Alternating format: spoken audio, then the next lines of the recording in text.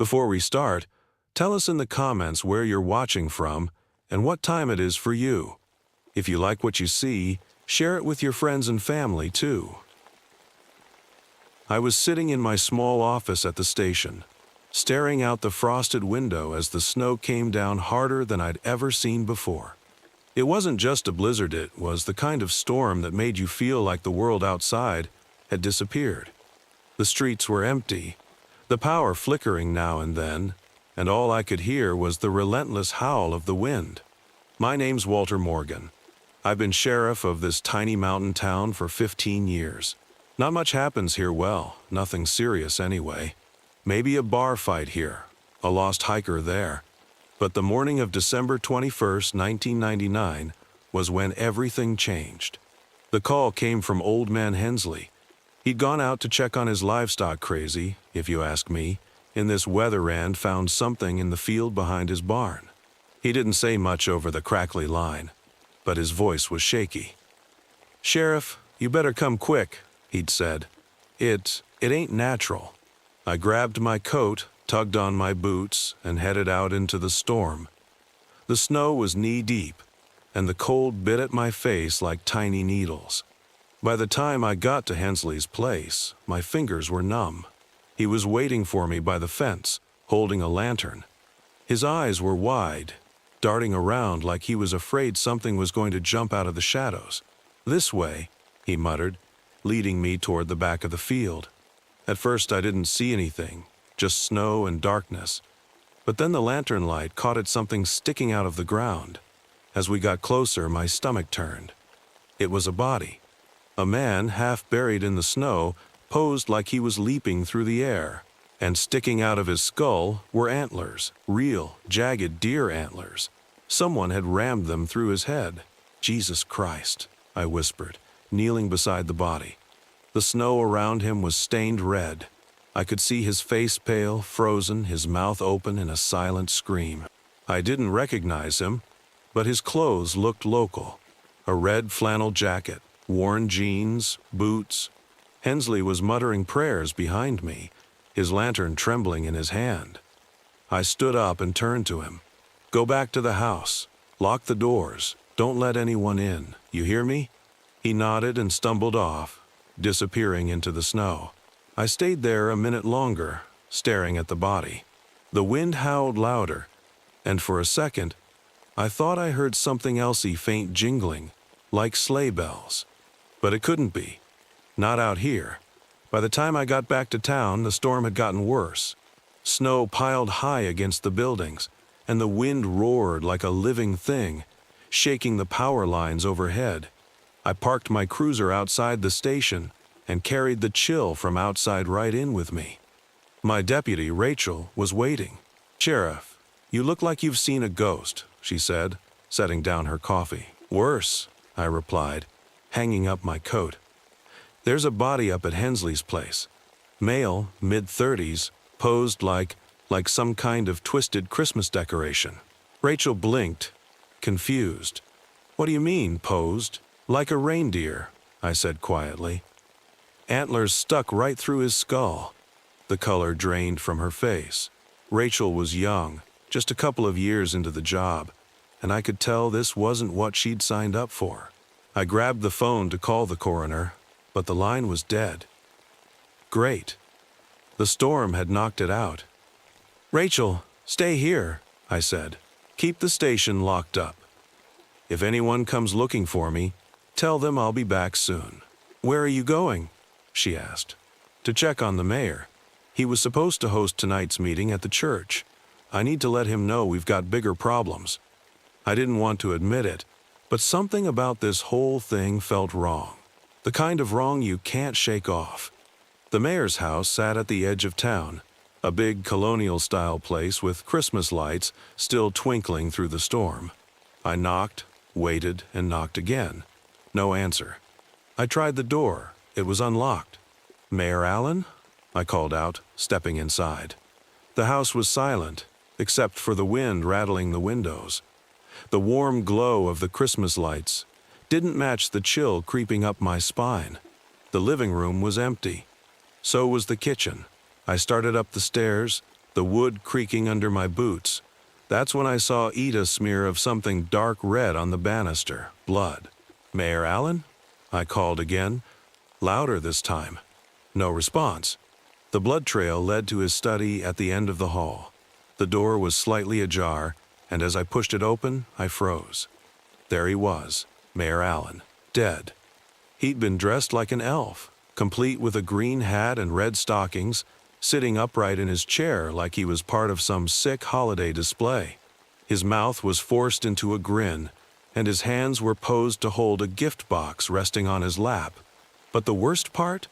His throat had been slit, and the blood pooled around his feet like some kind of grotesque Christmas tree skirt.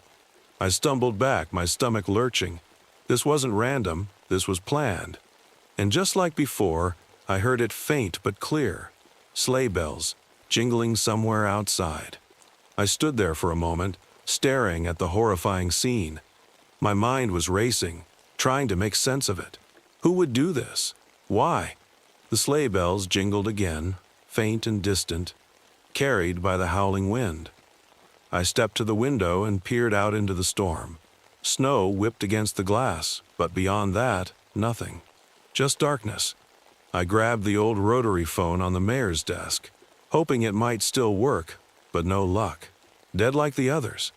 I cursed under my breath, grabbed the gift box from the mayor's lap, and headed back to the station. Rachel was waiting for me when I got back, pacing near the front desk. She looked up, relief on her face, but it vanished as soon as she saw me. "You found something," she said, her voice tight. "Mayor Allen," I replied grimly. "He's dead. Same style as the guy at Hensley's. Someone staged him like a Christmas elf." Her hand flew to her mouth. What is going on, Sheriff?" I placed the gift box on the desk. It was wrapped in shiny red paper with a big green bow. It looked harmless enough, but I knew better by now. "Stay back," I warned, carefully opening the box. Inside was a single photograph, old and faded. It showed a group of men standing outside the town's abandoned mine, all wearing Christmas hats and smiling. At the bottom, someone had scrawled in black ink, "December 24th, 1910. It begins." "What the hell is this?" Rachel asked, leaning over to look. "I don't know," I admitted, "but we're going to find out." The mine was on the outskirts of town, a relic from a time when people thought this place might make them rich. All it left behind were empty tunnels and broken dreams. Nobody went near it anymore. The snow was still coming down hard as Rachel and I trudged toward the entrance, flashlights cutting through the dark. I didn't want to bring her along, but I also didn't want to leave her alone at the station. When we got there, I noticed fresh tracks in the snow boot prints, leading straight inside. Rachel glanced at me nervously. "You think it's the killer?" "Maybe," I said. "Stay close." The mine's entrance loomed like a giant mouth, ready to swallow us whole. Inside, the air was damp and cold, and our footsteps echoed off the walls. We followed the tracks deeper into the tunnel until we came to a wide chamber. My flashlight caught something on the far-wallen old wooden door, slightly ajar. I pushed it open, and we stepped inside. What we saw made my blood run cold. The room was decorated like some kind of twisted Christmas shrine. Strings of tinsel and broken ornaments hung from the ceiling. In the center was a crude altar, covered in what looked like dried blood. On it sat another gift box, identical to the one from the mayor's house. Rachel whispered, "What is this place?" I didn't answer.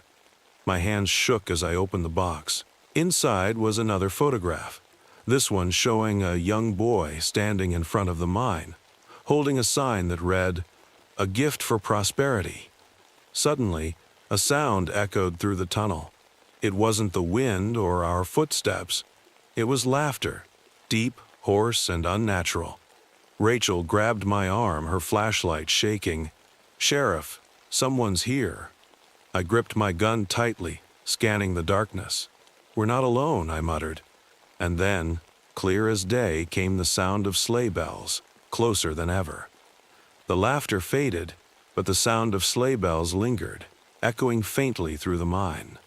My heart pounded in my chest as I aimed my flashlight toward the dark tunnel ahead. "Who's there?" I called out, my voice steady but loud enough to carry through the cold air. No answer. Rachel stood beside me, her hand gripping her flashlight so tightly her knuckles turned white. I could feel her fear. It mirrored my own. "We need to get out of here," she whispered.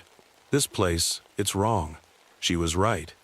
Every instinct I had was screaming to leave, but I couldn't shake the feeling that we were close to something. Answers, maybe. Or the person behind all of this. "We'll go," I said, my voice low. "But keep your light on, and don't let your guard down." We turned back toward the entrance, retracing our steps. The mine felt different now, like it was alive, watching us. The sound of sleigh bells followed, distant but constant, like it was moving with us. Rachel suddenly froze, grabbing my arm. "Did you hear that?" I stopped, holding my breath.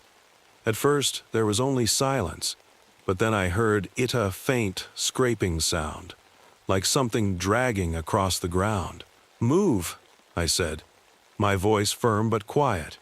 We hurried toward the exit, the sound growing louder with each step. My flashlight caught glimpses of the wall shadows flickering like they were dancing to the storm outside.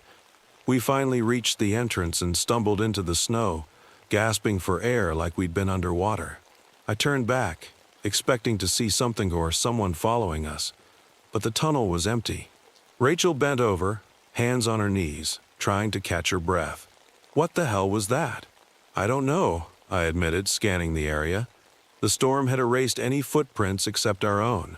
But then I saw something, a small object lying in the snow just outside the mine. I knelt to pick it up.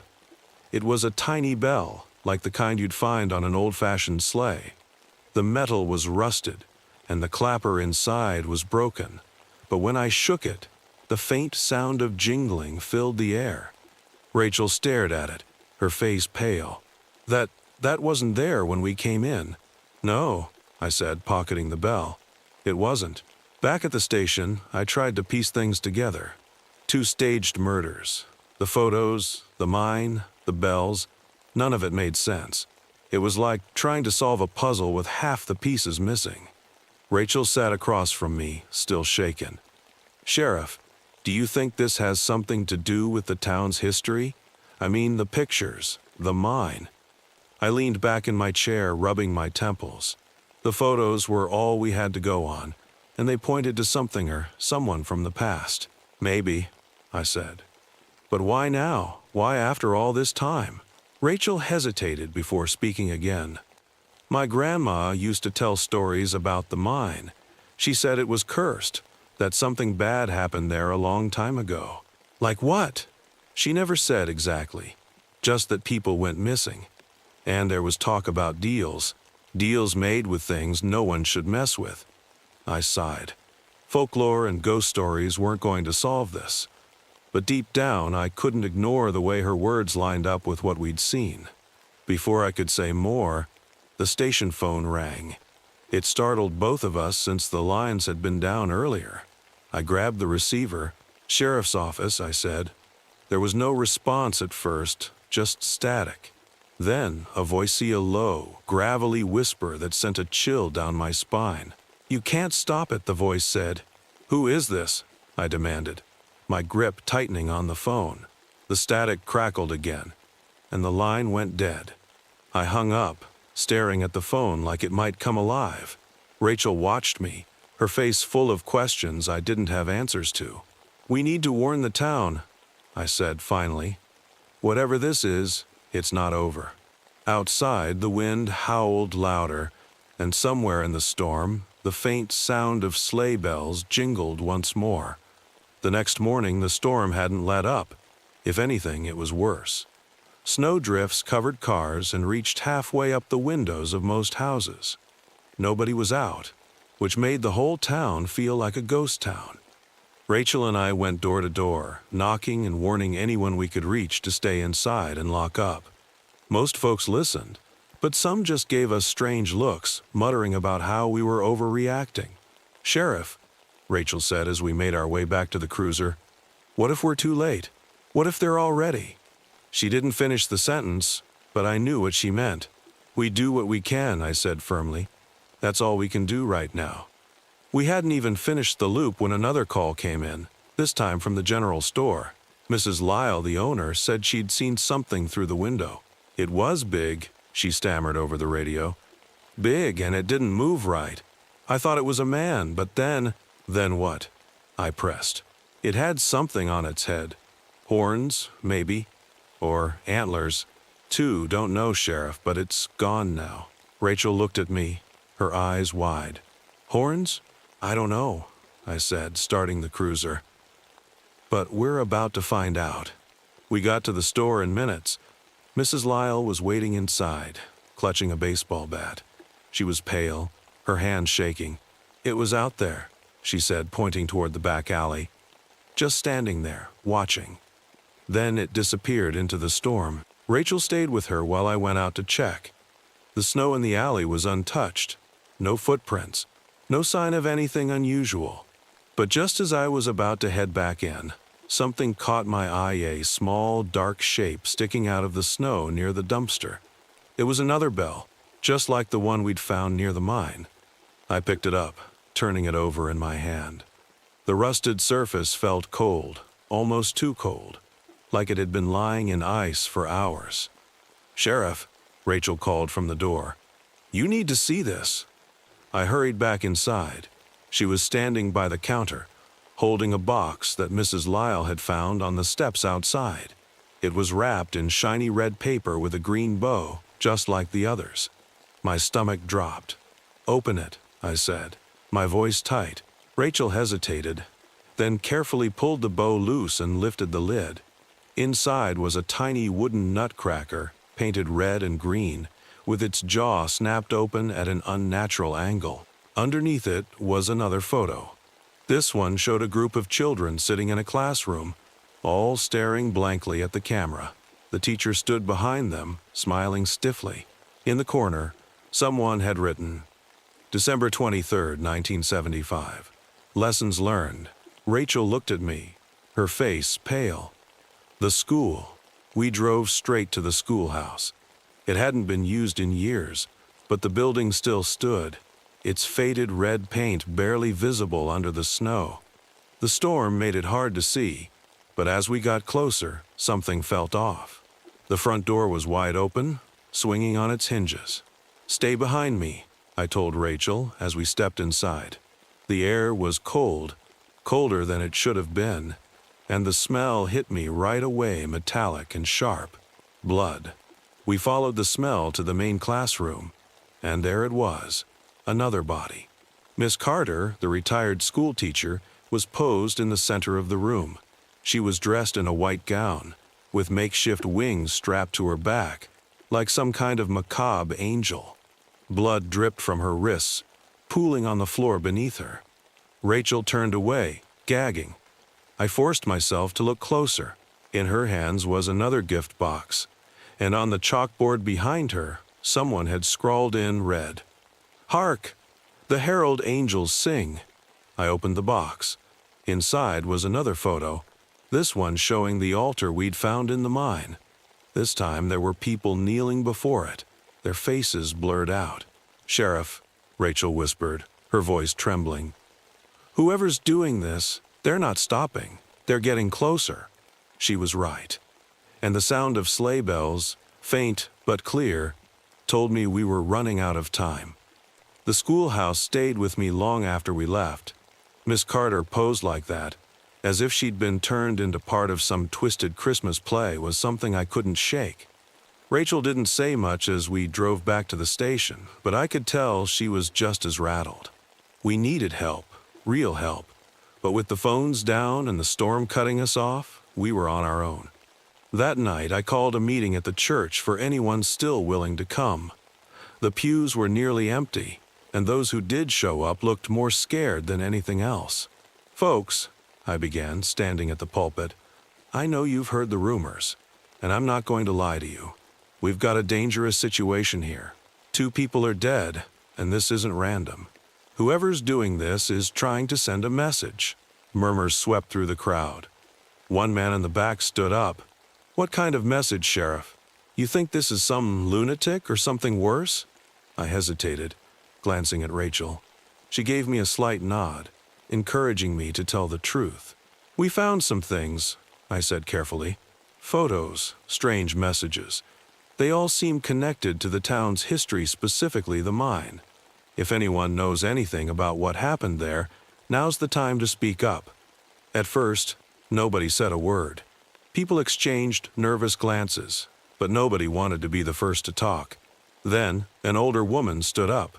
"My mother used to tell stories about the mine," she said. "She said it wasn't just bad luck that shut it down. Something happened down there, something dark. There was talk of sacrifices. A deal made to protect the town during hard times." "Sacrifices?" Rachel asked, her voice barely above a whisper. The woman nodded. "Every year around Christmas. She said it was to keep the town prosperous. But when the mine closed, the sacrifices stopped. At least, that's what we thought." A heavy silence fell over the room. "Are you saying this has happened before?" I asked. The woman didn't answer, but the look on her face told me everything I needed to know. After the meeting, Rachel and I decided to check the mine again. We didn't have a better lead, and if the killer was using it as a base, we had to find them before they struck again. This time, we brought 2 others with us, Tom and Billy, volunteers from the meeting. They were tough guys, former miners, and I figured they'd be helpful if things went south.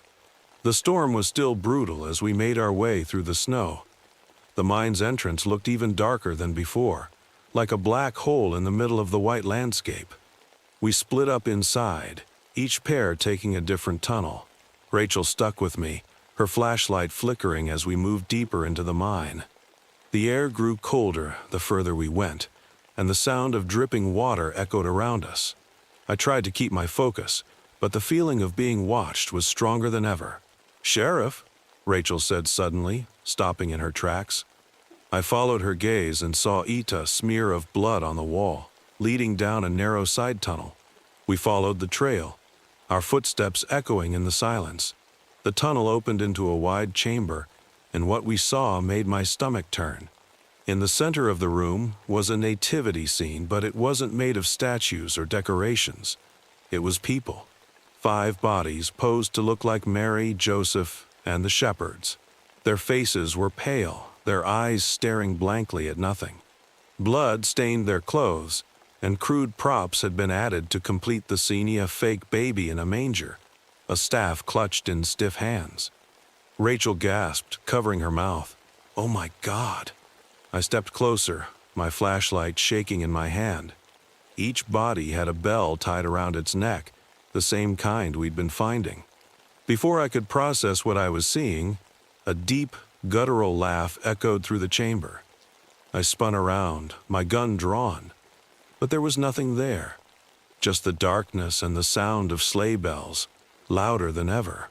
"Sheriff," Rachel said, her voice trembling, "we need to go. Now." But before we could move, the laughter came again, closer this time, and from the shadows a figure stepped forward. It was massive, hunched, and covered in tattered red fabric that looked like an old Santa suit. Its face was hidden in shadow, but its eyes glowed a dull, unnatural red, and on its head were antlers, jagged and twisted like they'd grown out of its skull.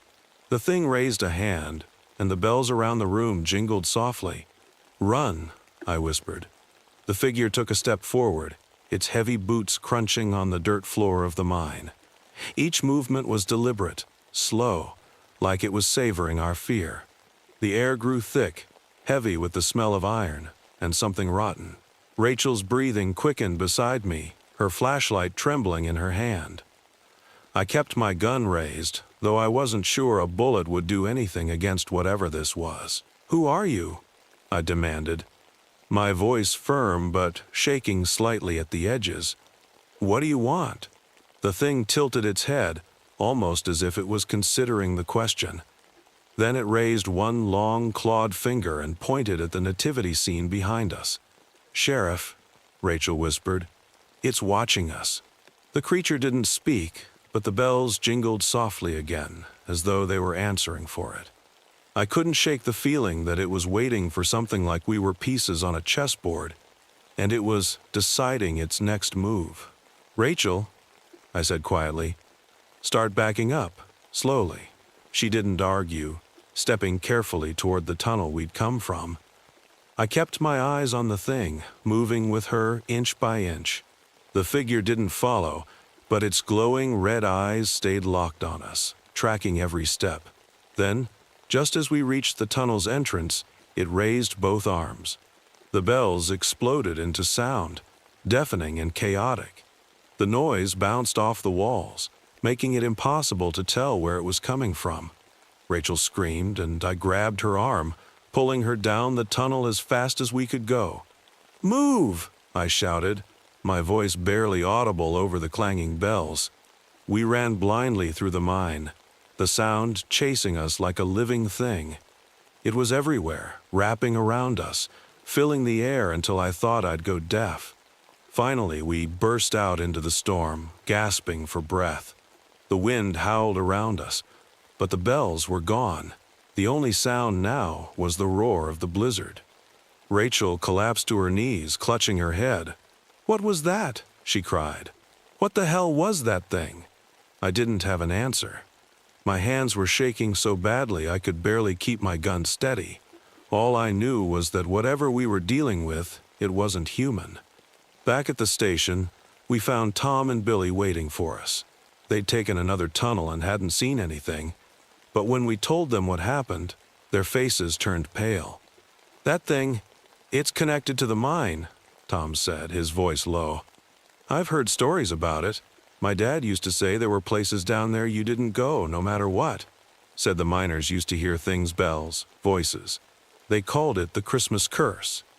Rachel frowned. Why would it be happening now? The mine's been shut for years. Tom hesitated. "I don't know. But if the stories are true, someone had to feed it. Sacrifices, like you said earlier. Maybe it's angry because it hasn't gotten what it wants." The room fell silent. Outside, the storm raged on, and I could have sworn I heard the faint sound of bells again, carried on the wind. The next day, we got word of another disappearance. This time, it was one of the kids, a boy named Joey. His parents hadn't seen him since the night before, and his footprints led straight into the woods behind their house. Rachel and I gathered a search party, but deep down, I already knew what we'd find. We combed the woods for hours, calling Joey's name. The snow was so thick it was hard to see, but eventually, we came to a clearing. In the center was a large oak tree, its bare branches coated in frost. Hanging from the lowest branch was Joey's scarf, and underneath the tree, arranged in a perfect circle, were more bells. "Sheriff," Rachel said softly, "look at this." She pointed to the ground, where someone had written a single word in the snow. "Soon." My stomach churned. Joey wasn't here, but it was clear we were being led somewhere. "Back to the mine," I said grimly. "It's not over yet." The storm howled as we made our way back to the mine. It felt like the wind was trying to push us away, like the mountain itself didn't want us there. But we didn't have a choice. Joey was missing, and we had to find him. Tom and Billy came with us again, armed this time with old hunting rifles. None of us spoke much during the trek. What was there to say? The fear in the air was almost suffocating, and I could tell everyone was thinking the same thing. We might not come back. When we reached the mine, the entrance loomed in front of us like a giant black mouth. I swallowed hard, trying to steady my nerves. "Stay close," I told the group. "No splitting up this time. We go in together, and we come out together. Got it?" Everyone nodded, though their faces said they weren't so sure about the last part. Inside, the air was colder than before, and the silence was heavy. Every step echoed, making it sound like there was someone or something following us. We retraced our path from before, moving deeper into the tunnels. The bells we'd found earlier were gone, but I couldn't shake the feeling that we were being watched. Then we found it. The tunnel opened into a massive underground chamber. At the center stood an altar carved from stone, its surface covered in strange symbols I couldn't read. Around it were more decorations, twisted versions of Christmas ornaments, tinsel stained dark, and a tree made from bones tied together with red ribbon. But the worst part was the figure standing behind the altar. It was the same thing we'd seen before, only now, in the dim light of the chamber, I could see it clearly. Its hunched frame was massive, easily 8 feet tall, and its twisted antlers scraped the low ceiling. Its face was pale and hollow, like a mask stretched over a skull, and its glowing red eyes burned into mine. Rachel gasped, and Tom muttered a curse under his breath. The thing raised one clawed hand and placed it on the altar. Its voice, deep and guttural, filled the chamber, though its mouth never moved. "You are late," it rumbled. "What do you want?" I forced myself to ask, though my voice came out shakier than I'd hoped. The creature tilted its head, studying me. Then it pointed at the altar. "Sacrifice," it said simply. "The deal must be honored." "What deal?" Rachel demanded. "We don't know anything about a deal." The thing's laugh echoed through the chamber, low and mocking. It gestured toward the walls, and suddenly, the symbols on the altar began to glow. Images flickered to life visions of the town's past. I saw men in mining gear kneeling before the altar, their faces twisted in fear and desperation. I saw the town's founder, a man named Elias Cartwright, standing where I was now, his hands raised in supplication, and I saw what he'd offered lives, year after year, to keep the town prosperous. "The storm," Rachel whispered. "The murders, it's punishing us because the sacrifices stopped." The creature's red eyes locked onto her. "The debt must be paid," it growled. "One soul, pure, innocent. Joey." "No," I said firmly, stepping forward. "We're not giving you anyone. This ends now." The thing's laugh grew louder, echoing off the walls. The ground beneath us trembled, and the storm outside seemed to roar in response. "Then the town will pay," it said, its voice booming. "All of you." Before any of us could react, the bells began ringing again. They were louder than before, piercing and chaotic, making it impossible to think. The creature raised its arms, and the air around us seemed to crackle with energy. "Sheriff," Rachel shouted, grabbing my arm, "we have to get out of here." But I couldn't move. My eyes were locked on the altar, on the images still playing out on its surface. One of them showed Cartwright's journal, the same one I'd found in the archives. A phrase he'd written jumped out at me, clear as day. "The curse can be broken, but only through the ultimate gift, a willing sacrifice." The words from the journal burned into my mind. A willing sacrifice. It wasn't just about stopping the killing it was about ending the curse entirely. But what did that mean for us? For Joey? For anyone who might fit the creature's twisted idea of pure and innocent? I didn't have time to dwell on it. The ground shook violently, knocking us off our feet. The storm outside roared louder, as if the mountain itself was breaking apart. The thing behind the altar raised its arms, and I knew we couldn't stay there any longer. "Out!" I yelled, scrambling to my feet. "Everyone, out now!" Rachel pulled me up, and we ran, Tom and Billy close behind. The tunnel seemed longer than before, the exit farther away, but we pushed forward, gasping for breath. The bells followed us, growing louder and louder, until they felt like they were inside my head. When we finally burst out of the mine, the wind hit us like a wall, nearly knocking us back inside. The storm was relentless now, a swirling chaos of snow and ice. But something was different. The town wasn't just buried in snow, it was buried in darkness. The lights were out everywhere, and the only illumination came from the faint glow of the church steeple. It was eerie, like a single candle in a pitch-black room. "That's not normal," Rachel said, her voice trembling. "It's calling us," I muttered, realizing what we had to do. "It wants us there." We made our way to the church, fighting against the wind. The streets were empty, the town feeling more like a ghost town than ever. When we reached the church, the doors creaked open on their own, as if inviting us inside. The air was warmer here, but it wasn't comforting, it was suffocating, heavy with the same metallic smell we'd noticed in the mine. The creature was waiting for us, standing at the front of the church near the altar. Its antlers scraped the rafters, and its red eyes glowed brighter in the dim light. Behind it, Joey stood frozen, his face pale and his eyes wide with terror. "No," Rachel cried, stepping forward. "Let him go." The thing turned its head slowly, its gaze locking onto her. "The choice is yours," it growled. "The boy or the town." I felt my chest tighten. It wasn't just Joey's life on the line, it was everyone's. If we refused, the creature would tear the town apart, and we'd all be lost. But I couldn't do it. I couldn't let an innocent child pay the price for something he had no part in.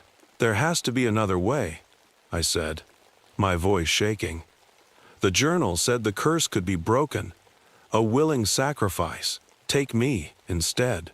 The room fell silent. Even the storm seemed to pause, as if the creature was considering my offer. It tilted its head, stepping closer. "You would give yourself?" "Yes," I said firmly, though my heart was pounding. "I'll take his place. Just let him go." "Sheriff? No!" Rachel shouted, grabbing my arm. I turned to her, trying to stay calm. "It's the only way. This thing won't stop unless it gets what it wants." Tears filled her eyes, but she didn't argue. She knew I was right. The creature raised a clawed hand, and Joey suddenly collapsed to the ground, unconscious but alive. "Step forward," it commanded. I did as it said, moving toward the altar. My legs felt like lead, but I kept going, my mind focused on one thing: ending this nightmare. When I reached the altar, the creature placed a hand on my shoulder. Its claws dug into my skin, and I winced, but I didn't pull away. "Your gift is accepted," it said, its voice rumbling like distant thunder. The bells rang one last time, their sound sharp and clear. The creature began to dissolve, its massive form breaking apart like smoke in the wind. The air grew lighter, and the oppressive weight lifted. The storm outside started to calm, and for the first time in days, I saw a sliver of moonlight breaking through the clouds. Rachel ran to me as soon as the creature vanished, tears streaming down her face. "You're okay," she whispered, gripping my arm. I thought, "I'm fine," I said, though my voice was hoarse. Behind us, Joey stirred, sitting up slowly. Tom and Billy rushed to him, checking to make sure he was all right. The church was quiet now, peaceful in a way it hadn't been in years, but I knew the town would never be the same. In the days that followed, the snow began to melt, and life returned to a fragile sense of normalcy. But the scars remained. The town agreed. No more Christmas celebrations, no trees, no lights, no carols. We couldn't risk waking whatever had been buried beneath the mine. Still, every December 25th, when the wind blows just right, you can hear them, those faint, eerie sleigh bells ringing in the distance, a reminder of the deal we broke and the sacrifice that saved us all. It was a cold December evening in 1888, and the streets of London were blanketed with a thin layer of snow. Inside the walls of Blackwood Orphanage, the warmth of the fire barely reached the corners of the large, drafty halls. We were used to the cold, though. The chill in the air was as constant as the hunger in our bellies. "My name is Emily, and I've lived at Blackwood for as long as I can remember. Life here wasn't easy, but it was predictable. That was until the letter arrived. It was Miss Blackwood, our stern and no-nonsense headmistress, who found it. She read it aloud in the dining hall one evening, her voice unusually bright for someone who rarely smiled. "Children," she began, "we have received a most exciting letter. A generous benefactor has promised to send special gifts for each and every one of you. These presents, they say, will be exactly what you've always wanted." We stared at her, stunned. "Gifts? For us?" Most of us had never received a single present in our lives. Tommy Wells, the smallest boy in the orphanage, was the first to break the silence. Do you think it's real, Miss Blackwood? Her smile faded slightly, but she nodded. We'll see, Tommy. But let's not get our hopes up too high. The next morning, a small wooden crate appeared at the front door. Inside was a single toy soldier. It was perfect painted in bright colors, with a tiny sword at its side. Miss Blackwood handed it to Tommy, whose face lit up like I'd never seen before. This is just like the one my brother had, Tommy whispered, clutching it tightly. Thank you, Miss Blackwood. More crates arrived over the next few days, each one containing something different. A porcelain doll for Alice, a wooden train for James, and even a music box for me. Every gift seemed to match something we'd secretly dreamed of having. But then, things started to change. It was Tommy who changed first. The morning after he got his toy soldier, we found his bed empty. At first, we thought he might be hiding, maybe playing a prank. Tommy was like that, always trying to make us laugh. But then someone noticed the toy soldier sitting in the middle of his bed. It looked different. Its face, once blank and cheerful, now seemed familiar, too familiar. It had Tommy's freckled cheeks, his small, pointed nose, and even the little scratch above his eyebrow that he got falling off the garden wall. "Where's Tommy?" James asked, his voice trembling. Miss Blackwood didn't answer. She just stared at the toy soldier, her hand clutching her rosary tightly.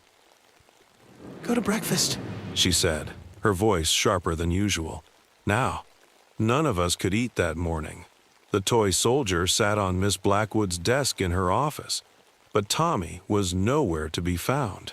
The next day, Alice received her gift, a beautiful porcelain doll with golden curls and a blue satin dress. Alice loved pretty things, though we didn't have many at the orphanage. She carried the doll with her everywhere, stroking its painted cheeks and whispering to it like it was alive. That night, I woke up to the sound of a scream. It was Alice's voice, shrill and terrified. I scrambled out of bed along with the other girls, and we rushed to her room. Alice wasn't there. Instead, the doll sat upright on her pillow, its glassy blue eyes staring at us. The golden curls were the exact color of Alice's hair. The dress looked just like the one she had sewn for herself, using scraps from the attic. "She's gone," whispered one of the younger girls, clutching my arm. "No," I said, though my voice shook. "Maybe she's hiding, like Tommy." But even as I said it, I didn't believe it. By the third gift, everyone was scared. James, who had always been the bravest among us, was the next to change. He had wished for strength, always saying he wanted to be a soldier one day. His gift was a heavy lead soldier, painted to look like a commander. The very next morning, James was gone too. The lead soldier was left standing on his bedside table, its stern face unmistakably his. I didn't want to believe it. None of us did. But it was happening. The gifts knew our deepest wishes, but they weren't granting them, they were twisting them, turning them into something unnatural. Miss Blackwood refused to talk about it. "This is nonsense," she said when we tried to ask. "Tommy, Alice, and James have run off. Ungrateful children, that's all. You should all be thankful for the kindness of our benefactor." But her hands trembled as she spoke, and her eyes darted to the crates that still arrived every morning.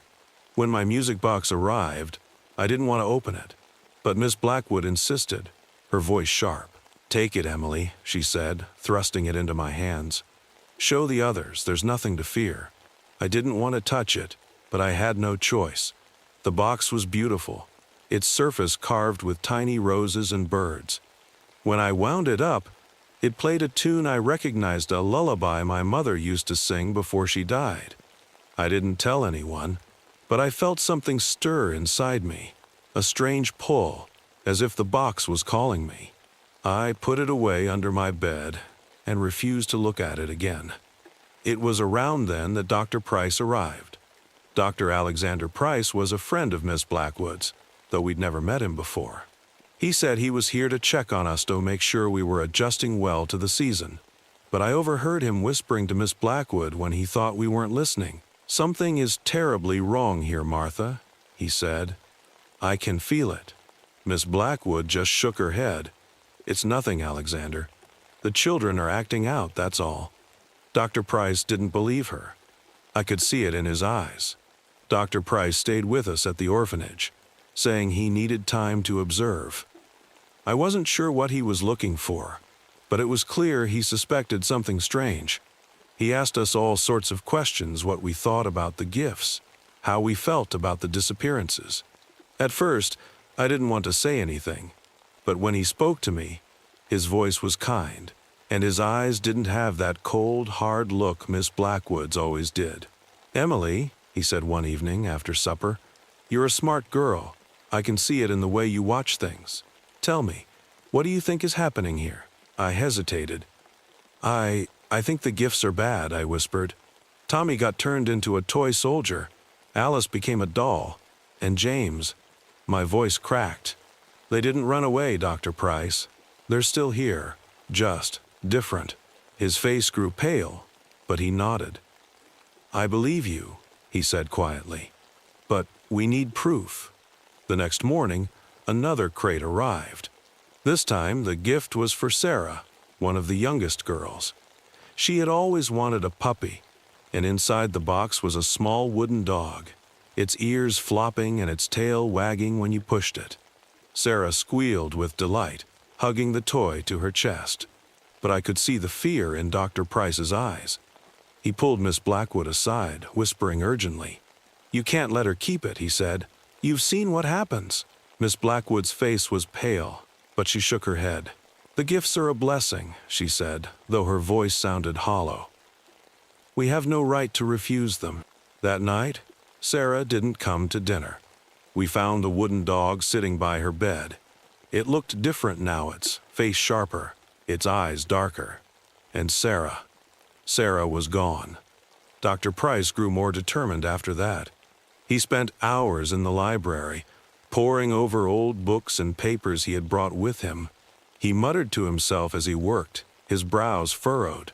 One evening, I crept into the library to see what he was doing. "What are you looking for?" I asked softly. He looked up, startled, then sighed. "Stories, legends, anything that might explain this." He tapped a dusty old book.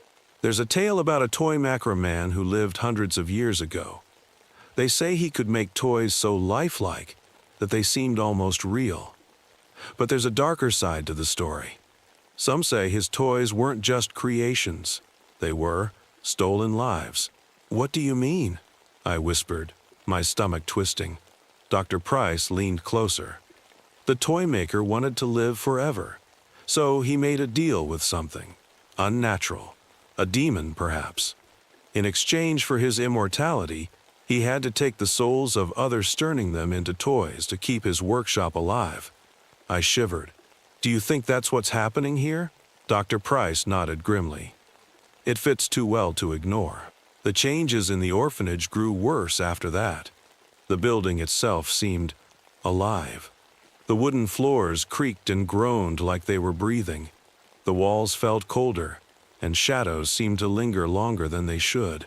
Some of the other children started hearing whispers at night, soft voices calling their names. Then the staff began disappearing. First, it was the cook, then one of the maids. Each time we would find something strange in their placea rolling pin in the kitchen, a broom leaning against the wall.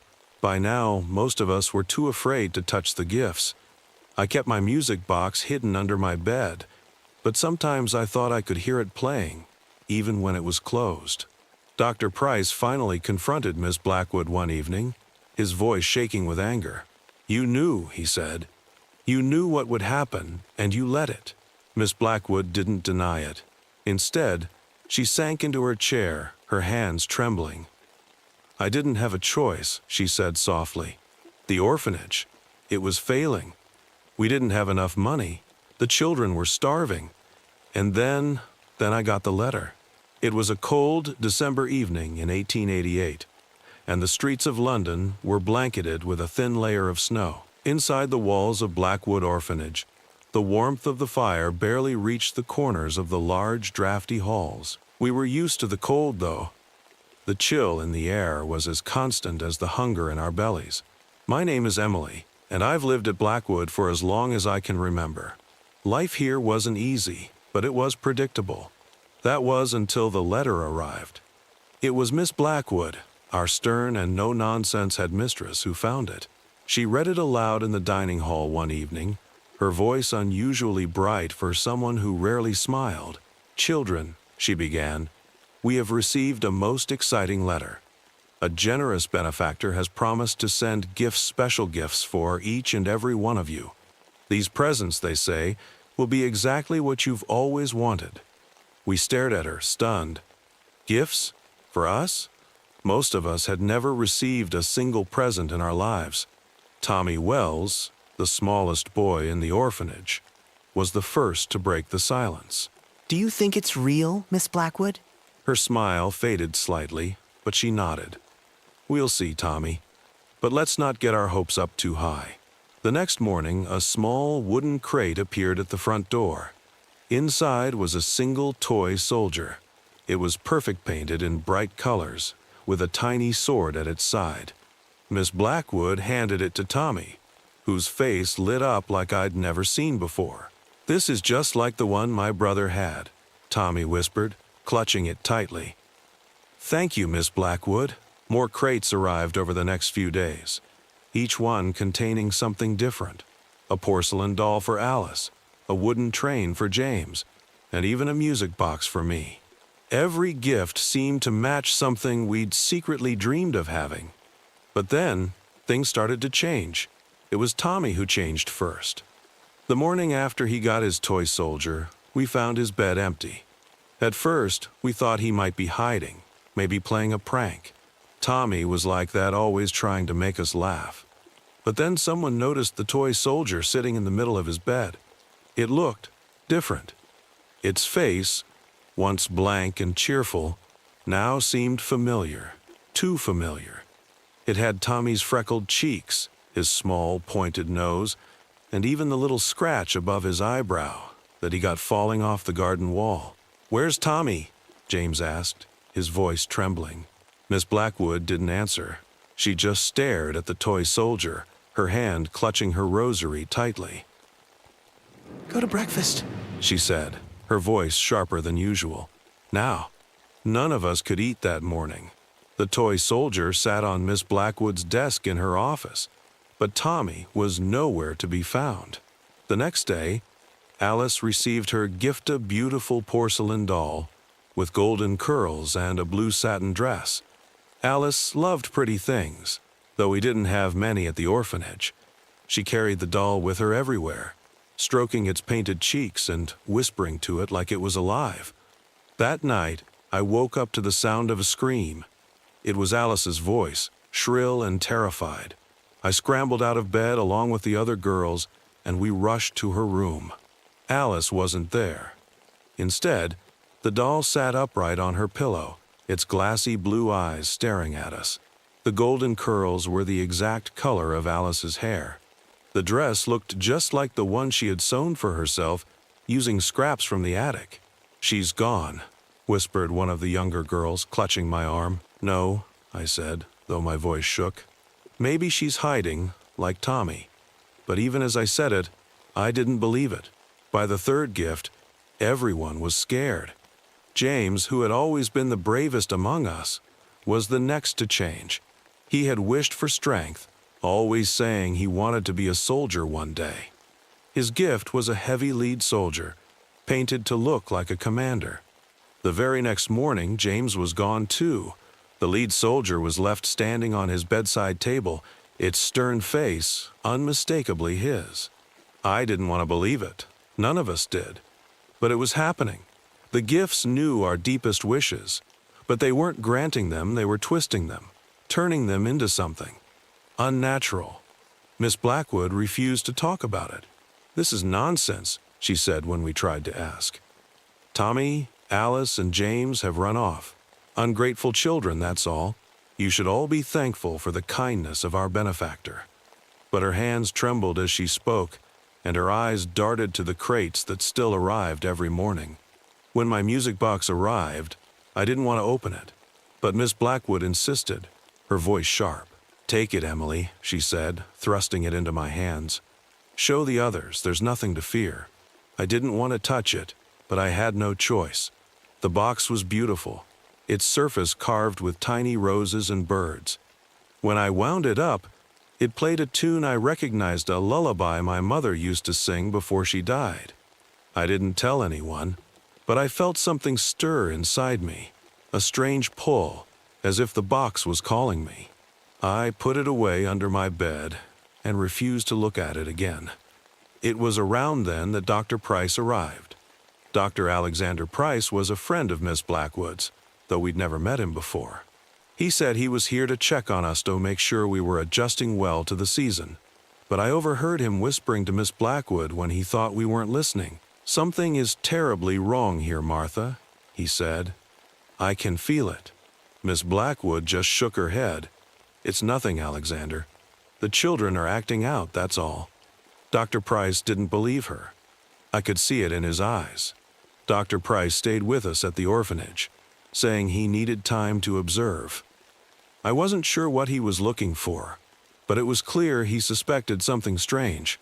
He asked us all sorts of questions, what we thought about the gifts, how we felt about the disappearances. At first, I didn't want to say anything, but when he spoke to me, his voice was kind, and his eyes didn't have that cold, hard look Miss Blackwood's always did. "Emily," he said one evening after supper, "you're a smart girl. I can see it in the way you watch things. Tell me, what do you think is happening here?" I hesitated. I think the gifts are bad," I whispered. "Tommy got turned into a toy soldier, Alice became a doll, and James—" My voice cracked. "They didn't run away, Dr. Price. They're still here, just different." His face grew pale, but he nodded. "I believe you," he said quietly, "but we need proof." The next morning, another crate arrived. This time, the gift was for Sarah, one of the youngest girls. She had always wanted a puppy, and inside the box was a small wooden dog, its ears flopping and its tail wagging when you pushed it. Sarah squealed with delight, hugging the toy to her chest. But I could see the fear in Dr. Price's eyes. He pulled Miss Blackwood aside, whispering urgently. "You can't let her keep it," he said. "You've seen what happens." Miss Blackwood's face was pale, but she shook her head. "The gifts are a blessing," she said, though her voice sounded hollow. "We have no right to refuse them." That night, Sarah didn't come to dinner. We found the wooden dog sitting by her bed. It looked different now, its face sharper, its eyes darker. And Sarah was gone. Dr. Price grew more determined after that. He spent hours in the library, poring over old books and papers he had brought with him. He muttered to himself as he worked, his brows furrowed. One evening, I crept into the library to see what he was doing. "What are you looking for?" I asked softly. He looked up, startled, then sighed. "Stories, legends, anything that might explain this." He tapped a dusty old book.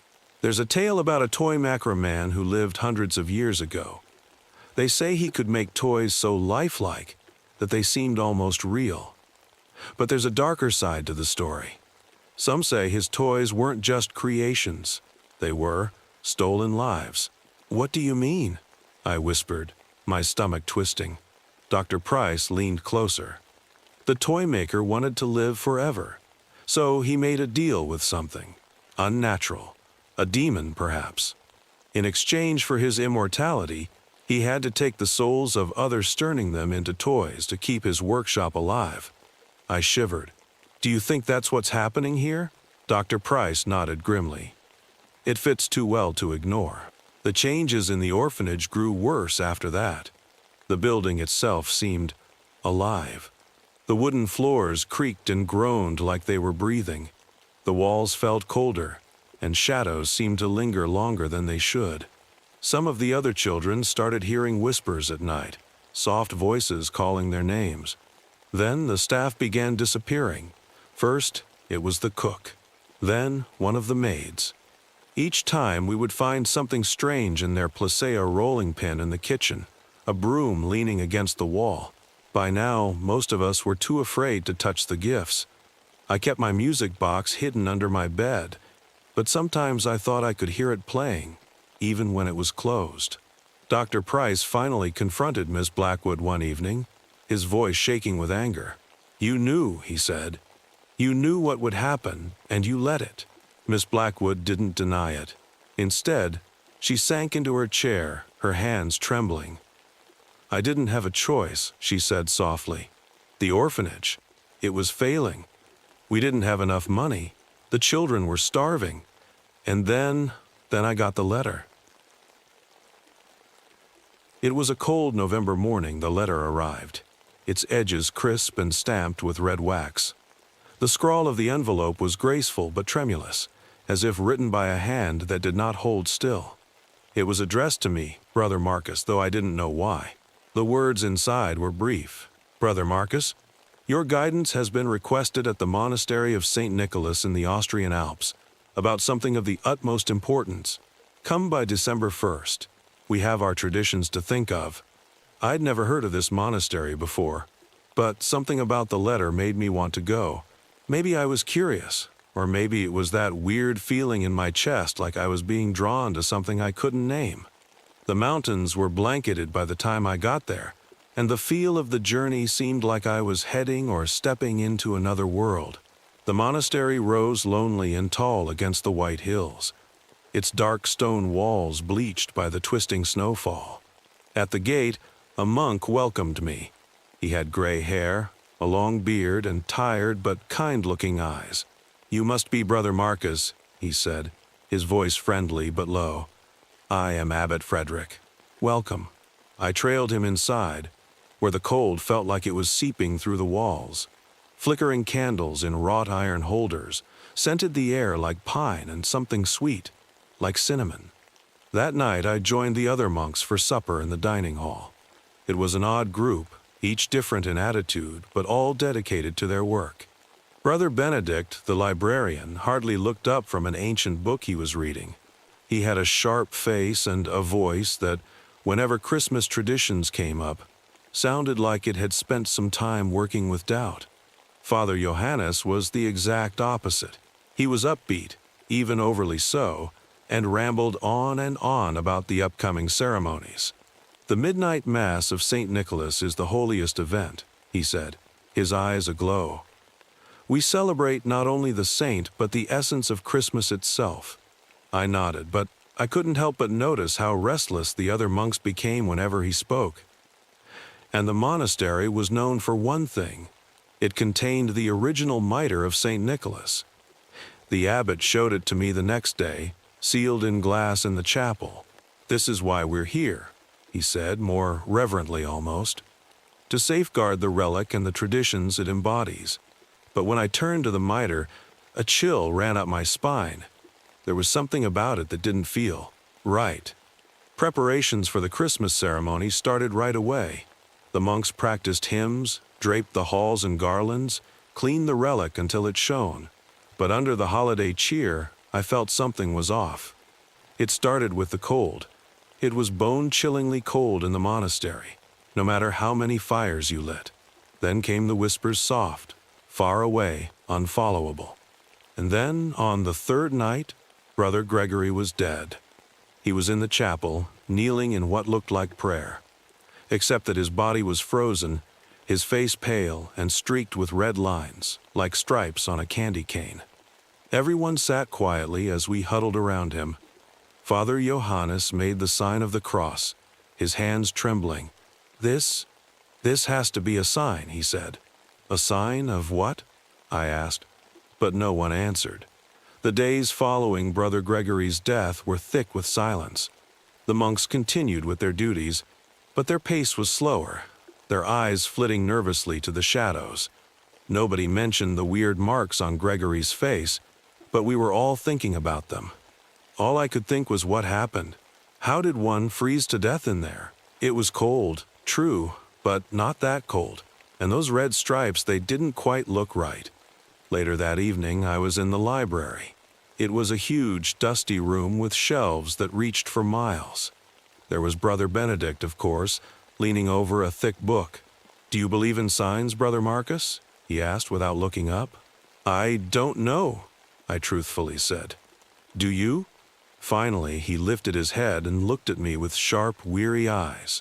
"I think this monastery holds secrets. Some of them are best just left alone." "What kind of secrets?" I asked, leaning closer.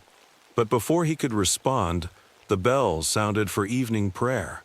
Benedict closed his book and left without a word. That night, I couldn't sleep.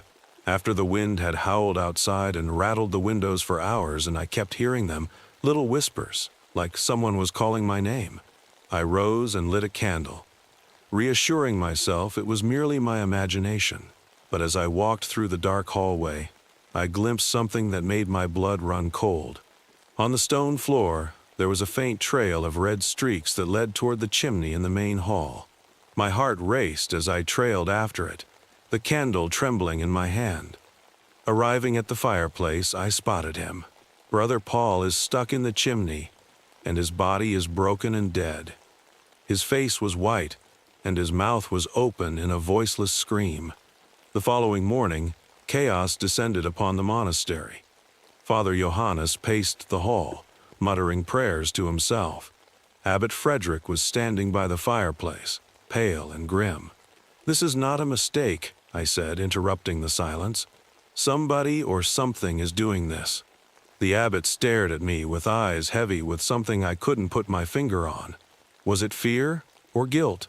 "We can't leap to conclusions," he said gently. "Focus on the ceremonies. That is our duty." I wanted to dispute that, but I held my tongue.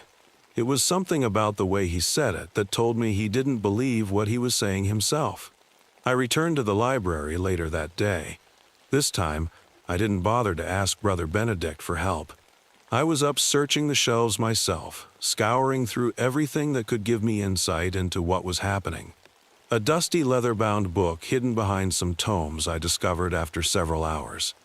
The title was faded, but the pages within were inscribed with strange symbols and stories about St. Nicholas. At first, it seemed innocuous enough legends about the saint's generosity and kindness. But as I turned pages, the stories got darker. Sacrifice and ritual, the text said and mentioned, too, of an ancient being who hungered for offerings at the winter solstice. The more I read, the colder I became, as though the words themselves were sucking up all the heat in the room. It was that night that a third life was lost. Abbot Frederick was discovered in the courtyard sitting on a bench as if he had just gone to sleep, but his body was covered in a thin sheet of ice and his face, he was smiling. It was more disturbing than anything I had ever seen. That smile wasn't serene, it was unsettling, as though he had witnessed what others could never comprehend. Father Johannes wept, and the other monks gaped in shocked silence. "We can't pretend this isn't happening anymore," I said, my voice trembling. "Something's going on here, and we have to figure out what." No one argued this time.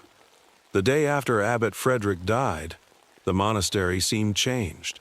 The halls were quieter, the air heavier, and the monks avoided one another's eyes, almost as if the walls themselves were bracing for something worse. I was tired of all the silence. After breakfast, I sought Brother Benedict. "You know something," I said, keeping my voice low but firm. "Tell me the truth." His fingers twitched, nervous and unsure. At last he nodded and gestured that I should follow him. Benedict showed me the chapel. He walked directly to the altar, then knelt and ran his hands along the stone floor. After a moment, he discovered what he sought, a small, tucked latch. With a low creak, the stone lurched sidewise, exposing a narrow stairway that disappeared into the gloom. "What is this?" I asked, my stomach knotting up. "The truth," Benedict replied flatly, lighting a lantern and beginning down the steps. I trailed behind him, the air getting colder with each step. Dampness clung to the walls, and a quiet smell of soil and waste steamed through the narrow corridor. We stepped into a chamber at the bottom. It had low ceilings and odd carvings along the walls. and the quarters were small and cramped. In the middle of the room was a stone pedestal, upon which rested a dusty ancient book. Benedict opened the book gently and trembling hands. "This monastery," he said, speaking so quietly he was almost difficult to hear, "was not always for St. Nicholas. A long, long time ago it was a place of other worship." "What kind of worship?" I asked, though I wasn't sure I wanted to find out. He gestured to one of the carvings on the wall. It was a figure tall and cloaked, brandishing a crooked staff. Its face was obscured, but its outline was familiar. "At first sight it seems like St. Nicholas," Benedict said. "But it's not. This is something older, something darker." I felt my chest tighten as Benedict explained. The monks here had long ago made a pact with this entity. They made it seem like a worship of St. Nick to cover up the truth. However, once every 100 years, the entity would ask for a sacrifice, a rite to please it, keep the monastery alive. "And the deaths?" I said, my voice shaking just a little. "They fit the pattern," Benedict said, waving over the book. "The frozen prayer, the chimney, the ice. They're part of the ritual. It's happening again." Before we could say more, the bells above us started ringing piggishly. It was loud in the small room, reverberating off the walls. Benedict turned pale, froze. "Not one person should be ringing the bells," he whispered. We dashed back up the steps and back into the chapel. The bells were swinging to and fro, but the ropes dangled still, unmolested. The other monks had assembled, watching in terror. "What's happening?" "Das hat mir weh getan," cried Father Johannes, his voice breaking. Before anyone answered, a loud crack filled the room. We turned around, and one of the large wooden Christmas decorations, a carved figure of St. Nicholas, had come tumbling down from its spot on the wall. It was lying on the floor, its painted face sliced into two. That night, the snow became red. It didn't start off bright or apparent, just a glimmer of color that intensified as the hours wore on. By morning, the courtyard appeared to have been painted in blood. Birds frozen on the ground, their small bodies stiff and dead. The breeze piped with an eerie, ghostly sound, like a chorus all singing out of tune. The monks were terrified. Some would not leave their rooms. Others could not let go of their rosaries, praying frantically. But the worst was discovering Benedict. He was in the library, hunched over the same book he unfurled to me the previous day. All the color had drained out of his face, except for the same red stripes on his cheeks. He held a piece of paper in his hand. I wrested it from his stiff fingers and read the spidery writing, "It's too late. The entity is here." I could taste the tension in Foundries to the monastery. Father Johannes demanded that we press on with the preparations for the midnight mass. But that seemed futile. "We must honor the traditions," he said, his voice desperate. "It's the only way to end this." But I wasn't so sure. As the date of the mass approached, the symptoms worsened. The garlands appeared to move spontaneously, contorting into unnatural shapes. There were no lights, and shadows danced. And then at midnight, the bells tolled again, but this time louder, as if to herald the end. Christmas Eve night was cold as it had ever been. The wind roared through the fissures in the monastery walls, and the candles sputtered like they were fighting to survive. Despite the fear looming over us, Father Johannes insisted the midnight mass must continue. "It's tradition," he said, his face somewhat pale but resolute. "If we give up, who knows what the future will hold." The other monks reluctantly nodded, but I could see their fear. None of us thought the mass would stop what came. As the ceremony commenced, a strange, thick silence filled the chapel. The monks stood in a row in robes, each with a candle. The light flickered on the stone walls, and the shadows felt alive. Father Johannes was at the altar and began the prayers, his voice shaking. I stood in the back of the room, scanning it with my eyes. I didn't have a sense of what I was searching for, but I felt that something was with us here. Within that prayer, as others were recited, the air began to chill. My breath emerged in visible puffs, and frost started to creep along the edges of the stained glass windows. And then the bells rang. It was a thunderous sound reverberating through the chapel. The monks stood frozen, their candles dancing erratically. The bells swung wildly overhead, though nobody touched the ropes. Father Johannes dropped his prayer book. His hands were shaking. "It's here," he whispered. The lights were dim, but the shadows cast on the walls seemed to twist and stretch and gather at the center of the room. The air thickened around her, suffocating, and then, from the darkness, it came. At first it was like St. Nicholas. It was draped in a red cloak, with a bent staff, its face shrouded in a hood. But as it approached, the illusion broke. Its face was snarled and inhuman, with hollow eyes that looked straight through me. Its long fingers wrapped around the staff, and its voice came out as a low, guttural growl. "You have failed," it declared, its words reverberating in my mind. The pact must be fulfilled. Monks dropped to their knees, quaking. Father Johannes attempted to speak, but no words emerged. It moved towards the altar. There was naught to describe its presence. It aimed its staff at the mitre, the alleged relic of St. Nicholas, and the room brightened with a searing red light. I suddenly understood. The mitre was not a relic of the saint. It was the key to the pact. It had fed the entity's power for centuries, sealing it to the monastery. The deaths, the signs, the fear it all built to this moment. The entity had requested its last victims. It lifted its staff, and the air began to spark with energy. One by one, the monks started to fall, bodies twisted at strange angles. I knew what I had to do. I dashed toward the altar, seizing the mitre before the thing could unlock the door. Its glassy eyes stared into mine, and a shivering chill spread through my body, cementing me to the floor. But I didn't stop. As hard as I could, I flung the mitre into the closest candle. The flames roared to life, and the ancient fabric was devoured. The entity screamed, a terrible voice that quaked the walls of the chapel. The flames spread rapidly, engulfing the altar and the carvings on the walls. The monks who survived fled, but I remained. I knew the monastery would not endure this, nor would I. The flames soared higher, and with them the entity dissolved, its hunched shape collapsing behind it like ash on the wind. The monastery walls groaned, the earth shook underneath us. I sprinted to the bell tower, climbing as quickly as possible. From on high, I could see the frozen lake below, its surface glistening in the moonlight. With a final, earth-shaking crack, the monastery fell. I don't remember falling. All I recall is the freezing water pulling me down, followed by the distant tolling of the bells one last time.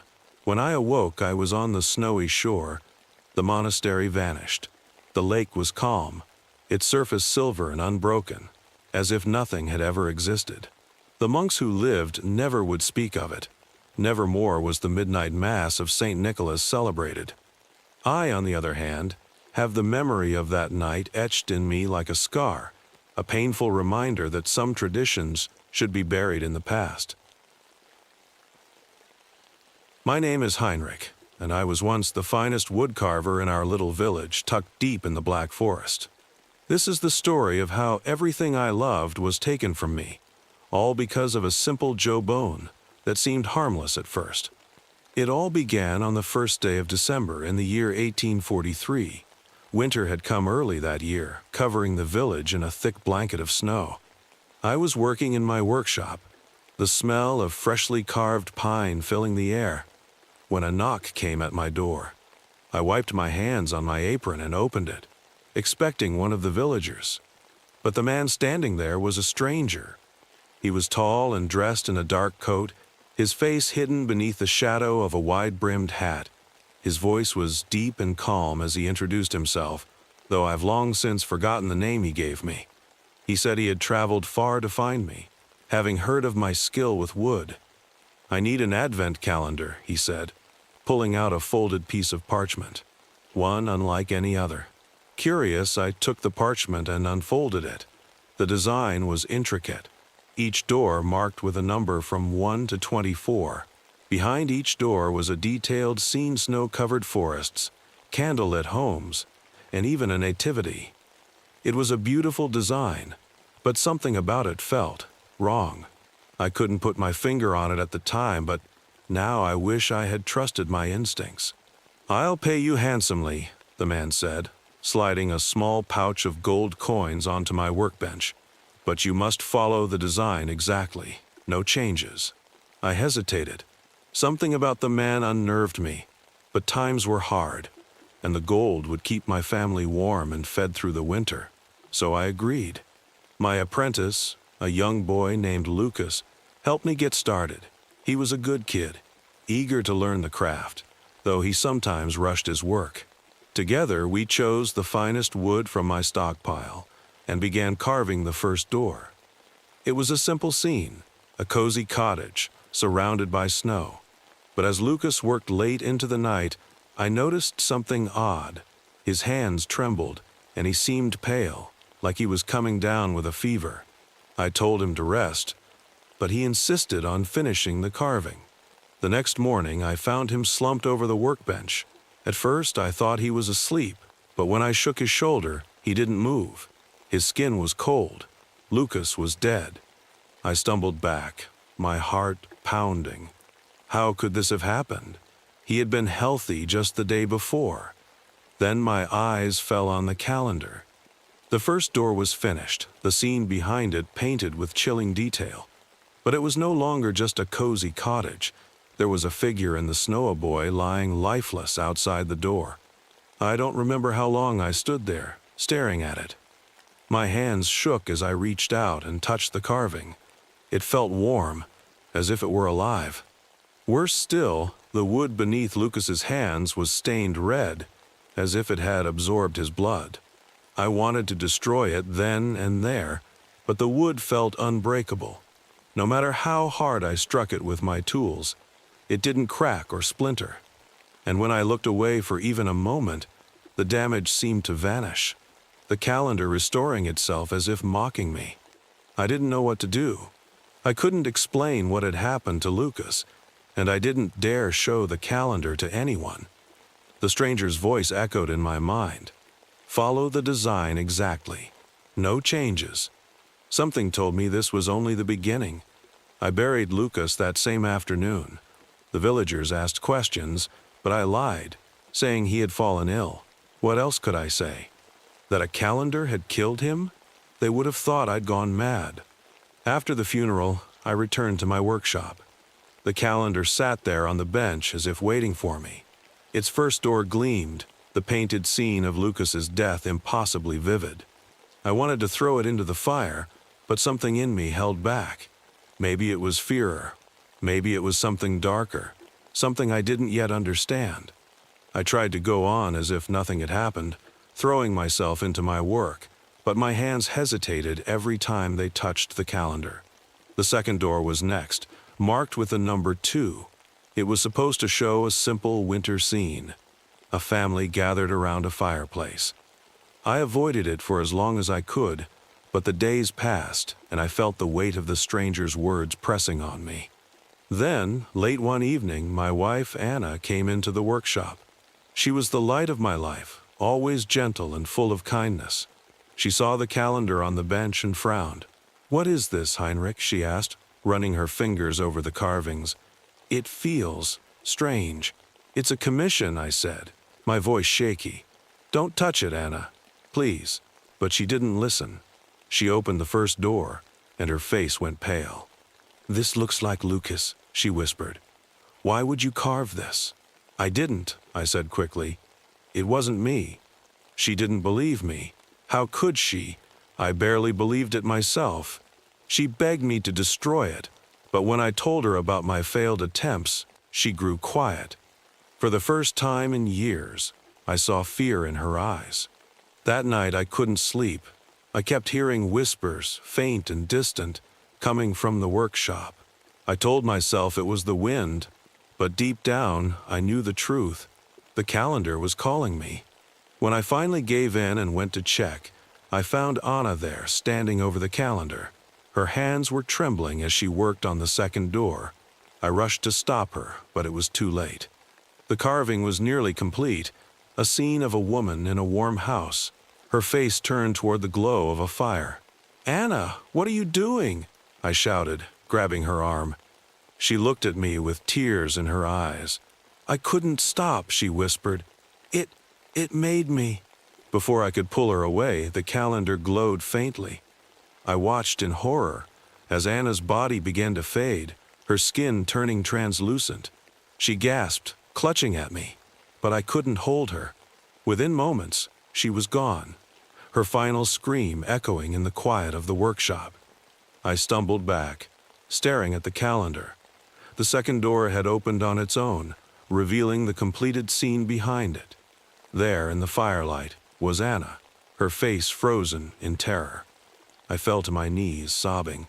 I couldn't understand what was happening or why. All I knew was that the calendar was evil, and it was far from done with me. The days that followed were a blur. I barely ate or slept, consumed by fear and grief. I tried everything to destroy the cursed thing. I took an axe to it, only to find the blade bouncing off like it was made of steel. I poured holy water over it, but the wood drank it up as if it were thirsty. Every attempt only seemed to make it stronger. And then, on the third night, the church bell tolled long after midnight. It wasn't a call to prayer, but a warning. Something had happened. I ran to the chapel, my heart pounding, and found the priest missing. In his place there was only the calendar, sitting on the altar as if it belonged there. The third door had opened, and behind it was a chilling scene. The priest, trapped in a nativity display, his arms outstretched like a statue. His face, though carved, looked so lifelike that I could see the fear etched into every line. I knew then that this wasn't just about me. The calendar wanted more, and it would take the entire village if it had to. The next door was already calling. I didn't know how to stop it. Each time a door opened, it claimed another victim. Each time the scene behind the door showed exactly what had happened or maybe what was meant to happen. I couldn't tell anymore. The lines between what was real and what the calendar showed were beginning to blur. The fourth door came next, then the fifth, then the sixth. By now, the villagers were starting to notice that people were disappearing. They whispered about curses and dark omens. No one knew the truth, and I couldn't bring myself to tell them. But the calendar didn't hide. It grew bolder. Somehow, it was growing larger, taking up more space in my workshop. Its edges crept like roots along the walls, the carvings expanding as if the wood itself was alive. The house smelled constantly of pine, but it wasn't the comforting scent I was used to. It was sharp and overpowering, like the forest was swallowing my home whole. Desperate, I searched the calendar for answers. I studied every detail, every line of the carvings. That's when I noticed the patterns. Each scene wasn't random, it was part of something bigger. Together, they told a story, though I couldn't understand it at first. I locked myself in the workshop for days, barely eating or sleeping. My hands shook as I traced the carvings again and again. Finally, the pieces began to fit together. Each door represented an ancient ritual, one older than Christmas itself. The symbols hidden in the wood spirals, stars and strange animals weren't Christian. They belonged to something far darker. The carvings told of a winter god, or perhaps a demon, that fed on sacrifice. It required 24 souls to gain strength, each one offered willingly or taken by force. And with every life it claimed, it grew closer to breaking free of the calendar's wooden prison. I was terrified. This wasn't just some cursed object, it was a doorway, a bridge between our world and something far worse. I tried to warn the villagers. I went door to door, begging them to stay away from the calendar. But my words fell on deaf ears. They thought grief had driven me mad, that I'd lost my mind after Anna's death. And then the children started coming. It began with one or two, peering through the windows of my workshop. Then more came, their little faces pressed against the glass. their eyes wide with curiosity. At first, I shouted at them to leave, but they didn't seem to hear me. They were drawn to the calendar as if it were calling them. One night, I caught a boy sneaking into the workshop. He stood frozen in front of the calendar, his hand hovering over one of the doors.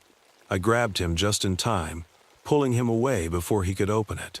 "Stay away from this place," I shouted, shaking him. "Do you understand me? Tell the others to stay away."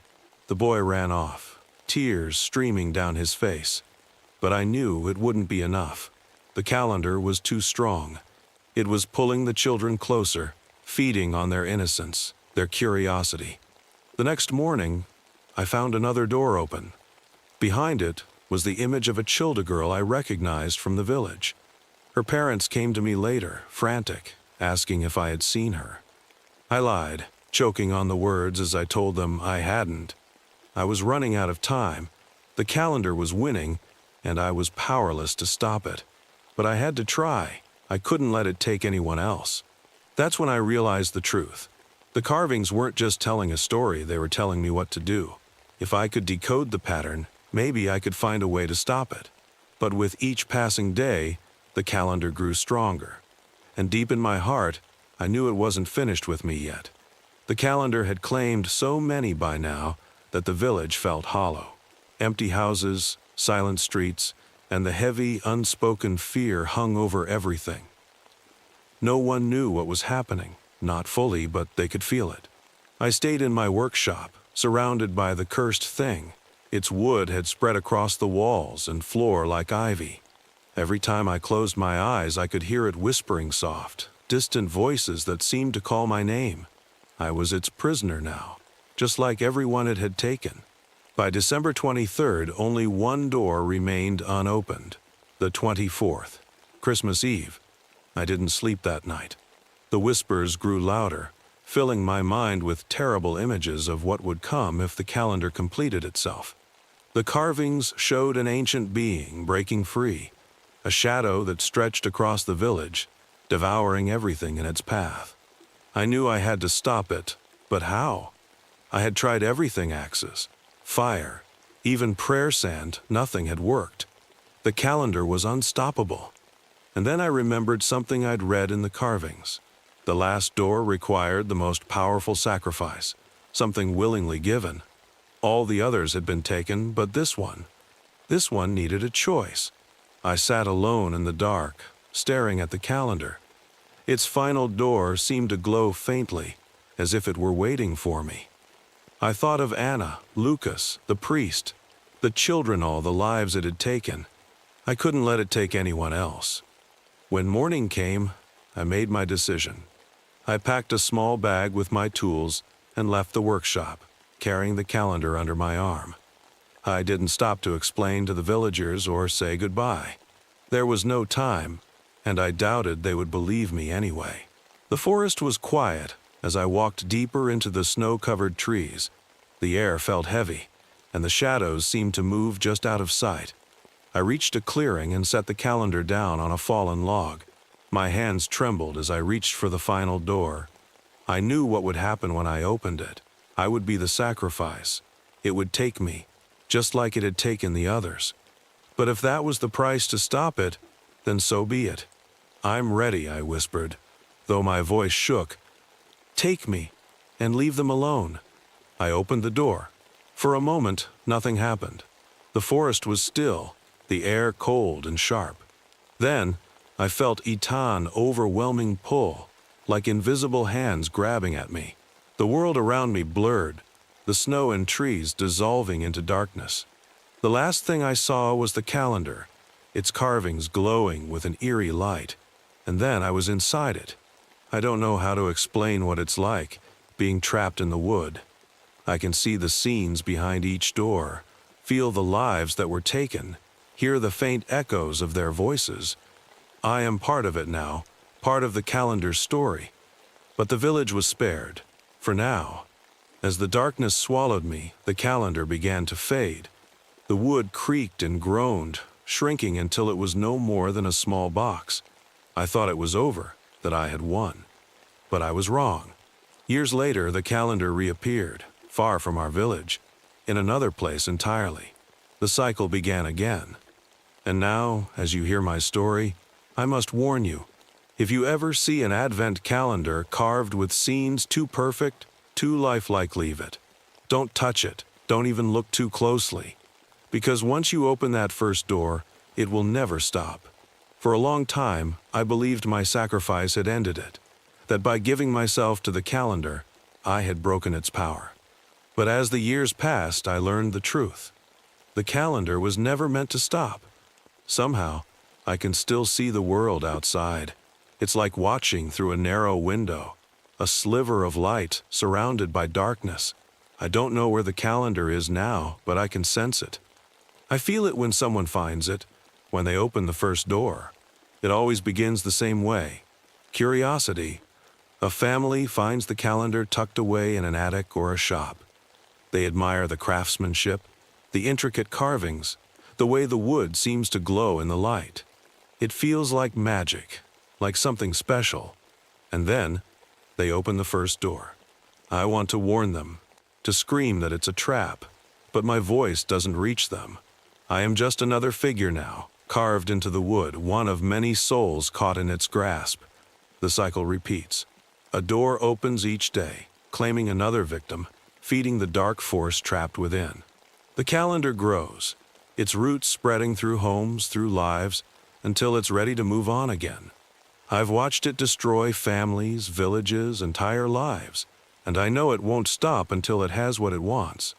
What that is, I can't say. Maybe it's freedom, maybe it's power, or maybe it just enjoys the pain it causes. But there's one thing I do know. The calendar is patient. It waits, hidden, until the right hands find it. And when they do, it begins again.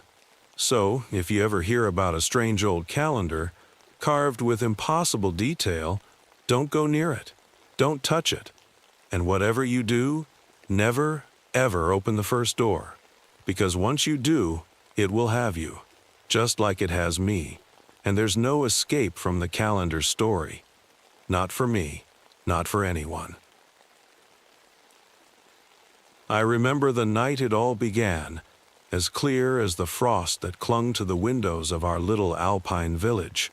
It was December 5th, 1867, Krampusnacht. Every year we'd gather to celebrate, lighting candles and sharing stories of the old Christmas monster who punished naughty children. It was meant to be a warning, but nobody ever truly believed in Krampus. At least, not until that year. Our village was small, tucked into the mountains, with narrow cobblestone streets and chimneys that puffed out smoke like little winter signals. Snow blanketed everything, making the world quiet and still. That night, the square should have been empty, with everyone safe indoors. But something was different. I was one of the first to see it. A strange market appeared, as if out of nowhere. It wasn't there during the day, but now, under the cold moonlight, it stretched across the entire square.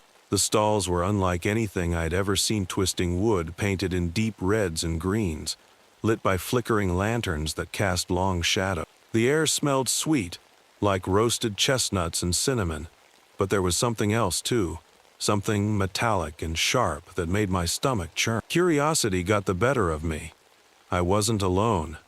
Other villagers gathered, whispering and shivering in the cold. "What is this?" someone asked, their breath visible in the night. No one had an answer. A low bell rang out, soft but haunting, and the market came to life. Vendors stepped out from the shadows of their stalls, wearing strange masks that covered their faces. Their voices were warm and inviting, yet there was an edge to their smiles that made me uneasy. "Step right up," one of them called. "Find the perfect Christmas gift, a treat for everyone." There was a magic in their words, the kind that pulls you closer even when you want to step back. The first brave soul was a boy, no older than 10. He approached a stall selling candies wrapped in golden foil. The vendor, a tall man with silver hair peeking from beneath his mask, handed the boy a piece of candy shaped like a snowflake. "It's free," the vendor said with a... The boy's mother hesitated but eventually nodded, allowing him to take it. He popped it into his mouth and beamed with joy. But as they walked away, I noticed something strange. The boy began to stumble, clutching his stomach. His mother screamed as he collapsed, his face pale as the snow around him. "What did you give him?" she demanded. The vendor tilted his head, his grin never faltering. "A taste of Christmas cheer. But every gift comes with a price." The crowd froze. My heart pounded in my chest. Something was terribly wrong, and the night was only just beginning. The boy's mother carried him away, her cries echoing in the cold night. Nobody followed her. We were too scared, too frozen by what we'd just seen, but the vendors didn't seem bothered. In fact, they carried on as if nothing had happened. "Come now," one of them called, their voice smooth like melted honey. "There's something for everyone here. Gifts you won't find anywhere else." It felt wrong to stay, but the market was strange in another way. Once you were there, it felt like leaving wasn't an option. My feet refused to move, and when I looked around, it seemed everyone else felt the same. That's when I noticed another stall. This one had toys, wooden horses, spinning tops, and dolls dressed in beautiful little clothes. They seemed handmade, the kind of gifts you dream of getting as a child. A young mother stepped forward, clutching a thin scarf around her shoulders. Her name was Marta. I knew her well. She was kind, always helping others even though she barely had enough for her own family. She stopped in front of the stall, her eyes locked on a small rocking horse, painted bright red with golden reins. Her hand trembled as she reached for it. "How much is this?" she asked. The vendor, a short woman with a mask shaped like a fox, tilted her head. "For you? No cost at all. Consider it a gift." Marta looked back at us. We stared, unsure of what to say. Maybe it was foolish, but I think she was trying to believe it was just a regular market. A little strange, yes, but harmless. She picked up the horse and held it close, smiling faintly. "Thank you," she whispered. The fox-masked vendor bowed. "A gift like this doesn't need coins," she said. "Only a little gratitude." Something about the way she said it sent shivers down my spine. But Marta didn't hesitate. She hugged the rocking horse and hurried back toward her home. We all stayed in the square, waiting. I don't know why we didn't leave, but it was like the market had wrapped us in its spell. Not long after, a man burst into the square, his face pale and frantic. It was Marta's husband, Tomas. "Has anyone seen my wife?" he shouted. "She hasn't come home." I felt my stomach drop. She had left right in front of us, hadn't she? Tomas darted toward the toy stall, the one where she'd gotten the rocking horse. But it was empty now. No vendor, no toy, just an empty space where the stall had been. The other villagers started murmuring. Where had Marta gone? How could a stall disappear so quickly? And why did it feel like the square was darker, colder than before? Tomas stumbled back, his voice shaking. "She's gone. Just gone." The market seemed to hum, alive and watching. I could feel it. We all could. And then came the sound, the low bell again, ringing out like a warning. The vendors stepped forward, their masks gleaming in the lantern light. "Come closer," one of them purred. "Don't you see? We offer everything you've ever wanted, but nothing in life is truly free." That's when I realized the truth. Whatever this market was, it wasn't here to help us. It was here to take. The market didn't leave. The next night, it was bigger. New stalls appeared, their bright colors clashing against the white snow. The air felt heavier too, like the market itself was pressing down on the village. Word spread quickly about what had happened to the boy and Marta. But instead of scaring people away, it seemed to pull them in. I saw families standing in the square, staring at the glowing stalls with wide eyes. Some of them whispered about the perfect gifts they'd seen, things they'd dreamed of finding for their loved ones, but could never afford. Others talked about food they'd smelled, rich and warm, the kind they hadn't tasted in years. "Don't go," I told them. My voice was shaking. "It's dangerous. You've heard what happened." But they didn't listen. It was like they couldn't. The market had some kind of hold on them, and the more they looked, the harder it was to turn away. By the third night, the market wasn't just in the square anymore.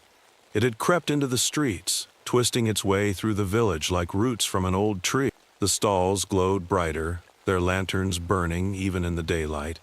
That was the strangest part. It didn't go away when the sun came. The market stayed, casting long shadows that seemed too dark, too alive. I started hearing rumors. People said 4 families had disappeared. Entire homes stood empty, their doors swinging open in the wind. I saw it myself, chairs tipped over, half-eaten meals left on tables, as if they'd been pulled away in the middle of dinner. I couldn't stop thinking about Marta, about her husband Thomas searching for her until his voice was hoarse. He was gone now, too. No one saw him leave. By the 5th night, the village didn't feel like our home anymore.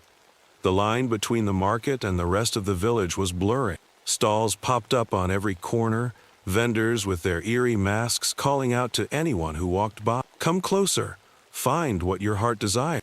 I saw my neighbor, an old man named Joseph, standing at a stall filled with glass ornaments. Each one reflected tiny, perfect Sinisa family around a fire, children laughing as they opened presents, a young couple holding hands under the mistletoe. Joseph reached out, his fingers trembling as he touched an ornament showing a woman and a little girl. His wife and daughter had died years ago in a snowstorm. Don't, I begged him. He turned to me, his eyes full of tears. I just want to see them again, he whispered. I grabbed his arm, pulling him back. It's not real. Whatever this is, it's not real. For a moment, I thought I'd convinced him, but as I let go, he stepped forward again. The vendor placed the ornament in Joseph's hands, and the moment he touched it, he collapsed. His body crumpled to the ground like a puppet with its strings cut. The ornament rolled out of his hand, shattering against the cobblestone. The vendor chuckled softly. Another happy customer. I ran. I didn't know where to go, but I had to get away. My heart was pounding, and the sound of the vendors' voices followed me, echoing through the street. That night, I tried to leave the village. I packed a small bag and headed toward the forest, hoping I could make it to the next town. But as I walked, the trees seemed to stretch on forever. No matter how far I went, I always ended up back at the square, standing in front of the market. It was then that I realized the truth. We were trapped. This wasn't just a market. It was something much bigger, much older, and it wasn't going to let us go. By the 6th night, the market had consumed the village. Everywhere I turned, there were stalls with their glowing lanterns, their strange smells, and their masked vendors calling out. It felt like the village itself was shrinking, fading into the shadows of this endless market. I stayed in my home most of the day, too afraid to go out. But even there, I could hear the voices. They weren't loud, just whispers, like someone calling my name from far away. It was the market, trying to lure me out. That evening, just after dusk, I heard a knock at the door. It startled me so badly I almost dropped the candle I was holding. Slowly, I opened the door, expecting to see another villager. But it wasn't. It was a vendor. He wore a mask shaped like a stag, with long antlers that seemed to glow faintly in the dark. In his hands, he held a small wooden box. "This is for you," he said, his voice smooth and calm. "I don't want it," I said, stepping back. He tilted his head, like he couldn't understand my words. "Everyone wants something. Take it. It's already yours." I slammed the door shut, my heart racing. But when I turned around, the box was sitting on my table. I hadn't touched it, but somehow it was there. I didn't open it. I shoved it into the fireplace and watched as the flames swallowed it whole. For a moment, I thought I was safe. But when I turned back to the table, the box was there again, untouched. That was when I understood there was no escaping the market. The next day, I went outside, desperate for answers. I wasn't the only one. A group of us gathered in the square, our faces pale and our breaths visible in the cold air. We were all asking the same question. What was this market? And why had it come here? An old woman named Greta spoke up. She had lived in the village her whole life and was known for her stories about the past. "This has happened before," she said, her voice trembling. 50 years ago, when I was just a child, my grandmother told me about it. A market appeared, just like this one. It stayed for 12 nights, and when it left, half the village was gone. "Why?" someone asked. Greta shook her head.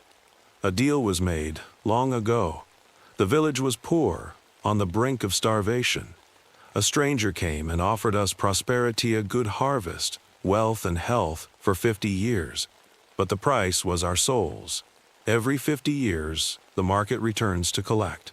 A heavy silence fell over us. It made sense in a terrible, impossible way. The children, Greta continued, her eyes filling with tears. They're the easiest to take. The market lures them in with sweets and toys, but no one is safe.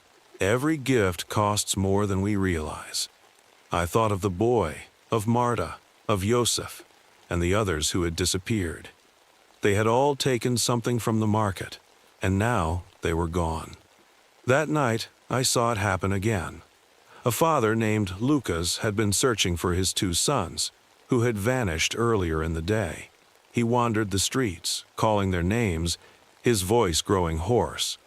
When he reached the center of the market, he froze. There, in the middle of a stall, were 2 small wooden figures. They were carved perfectly, down to the smallest detail. They looked exactly like his sons. Lucas grabbed the figures, clutching them to his chest. "Give them back!" he shouted at the vendor.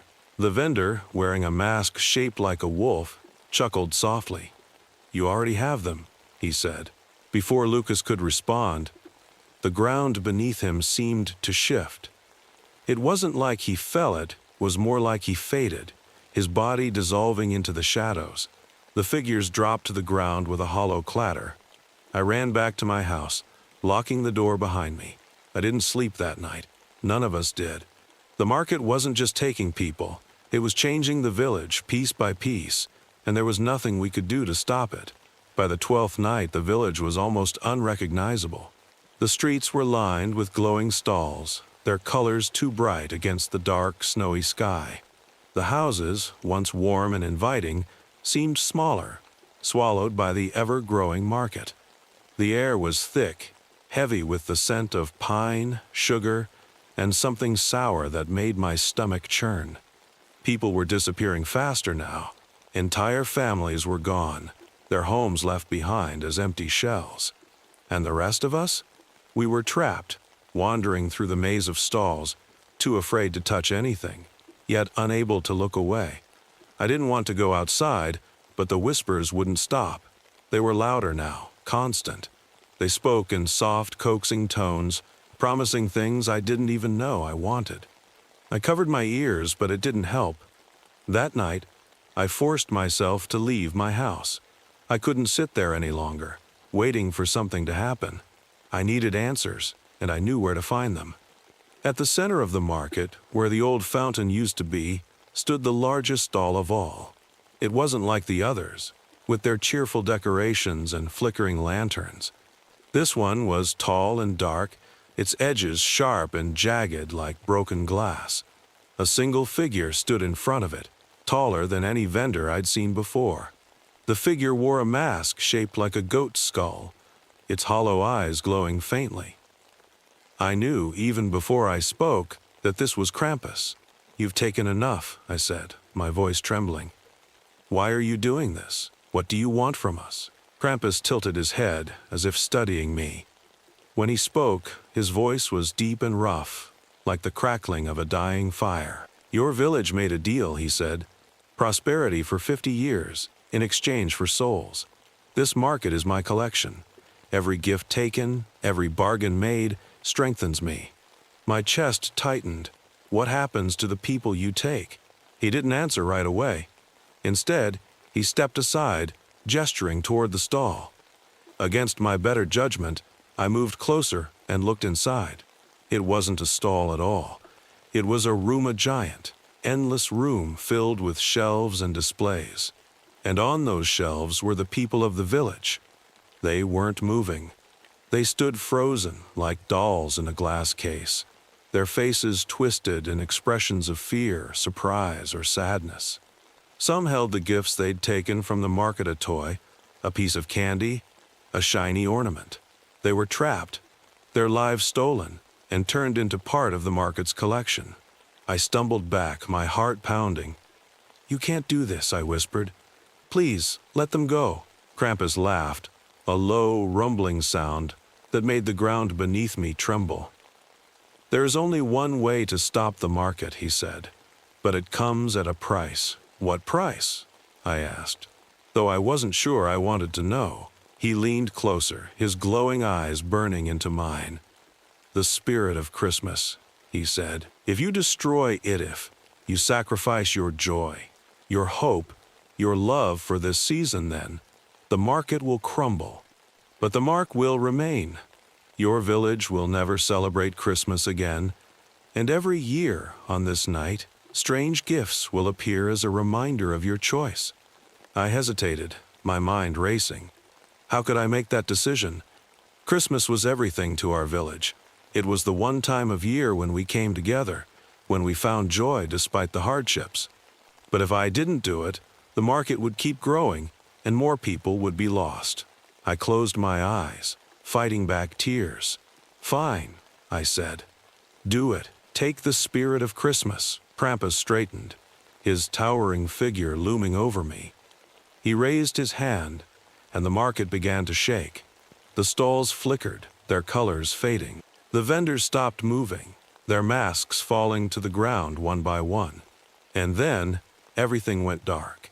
When I opened my eyes, the market was gone. The square was empty, covered in snow, but the village wasn't the same. It felt hollow. The warmth was gone, replaced by a cold silence that sank into my bones. That was the last Christmas our village ever celebrated. We didn't hang wreaths or light candles. We didn't sing carols or share gifts. But every year, on December 5th, strange packages would appear at our doors. No one dared to open them. And me?